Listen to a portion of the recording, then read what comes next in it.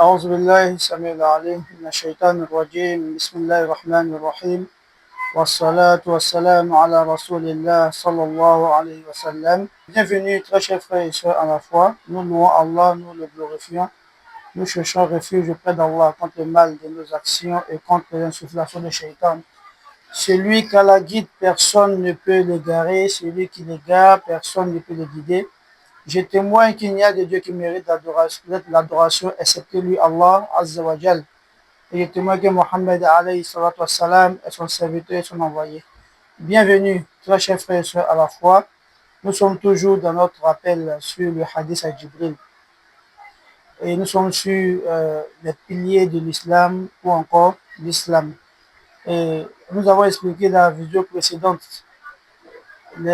l'attestation de foi, ce que cela impliquait en résumé. Aujourd'hui, nous allons voir la deuxième réponse du prophète Mohammed sallallahu alayhi wa sallam, Allah Jibril alayhi salam. Lorsqu'il a dit, après la shahada, il dit Iqamatus salah, le fait d'établir la prière. Très chers frères et sœurs, à la fois, la prière, qu'est-ce que c'est? La prière, c'est la relation que le serviteur a avec son Seigneur. C'est le contact que le serviteur lie entre lui et Allah subhanahu wa ta'ala. La prière est un pilier de l'islam, donc une obligation pour le musulman. La prière est une adoration qui se fait dans des moments bien précis, des moments bien déterminés. Allah subhanahu wa ta'ala dit dans le Saint-Coran Inna salata kanat ala al-mu'minina kitaba mawquta. Il dit la prière a été rendue, a été prescrite pour le croyant à des moments bien précis, c'est-à-dire lorsqu'on ne peut pas prier avant l'heure. Voilà, lorsque l'heure de la prière entre, c'est là qu'on peut faire la prière. La prière aussi est ce qu'on appelle le passeport du musulman.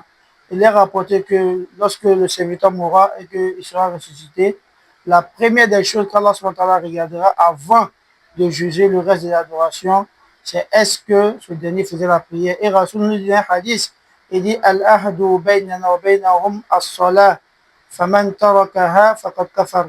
Le pacte qui est entre nous et les non-musulmans, c'est le fait d'établir la prière. Celui qui délaisse la prière a cette mécrue, comme le disait le prophète Mohammed sallallahu alayhi wa sallam. Donc il apparaît que la prière est d'une importance très capitale après l'attestation de foi. Maintenant, après avoir vu l'importance de la prière, quel est le comportement que le musulman doit avoir envers la prière? Le musulman ne doit pas négliger sa prière. Il ne doit pas être paresseux quand vient l'heure de la prière. Parce qu'en étant paresseux, en étant négligent, il attire sur lui-même soit la mécréance, soit la perversité. Allah dit Fawailul lil musallin. Il dit malheur à ceux qui prient. Mais quel genre de prière? Allazina hum an salatihim sahun. Ceux qui sont négligents dans la prière. Ceux qui ne trouvent pas de gêne à remettre la prière à cause d'un match de foot, ceux qui ne trouvent pas de gêne à remettre la prière à cause d'un live, ceux qui ne trouvent pas de gêne à remettre la prière à cause d'un commerce, ceux qui ne trouvent pas de gêne à remettre la prière à cause de quelque chose de ce bas monde, alors qu'il a la capacité de stopper ce qu'il est en train de faire et aller prier. Ceux-là, ce que on appelle les négligents. Et qui sont ceux qui attirent sur eux la mécréance? C'est ceux qui pensent que la prière n'est pas importante dans la religion, mais plutôt la pureté du cœur, c'est-à-dire la sincérité, tout le bon comportement d'une manière générale. Ceux-là, s'ils croient vraiment ce qu'ils disent, que la prière n'est pas important dans la religion, mais plutôt le comportement, s'ils croient ce qu'ils disent, alors nous leur disons qu'ils ont quitté la foi il y a longtemps. Ils ont quitté l'islam il y a très longtemps de cela. Ils doivent se repentir et venir vers Allah et accepter la prière comme une obligation et prier comme il se doit et faire l'effort dans le bon comportement. Est-ce qu'il y a un plus mauvais comportement que celui qui ne respecte pas les prescriptions de son Seigneur? Il n'y a pas plus mauvais comportement que cela.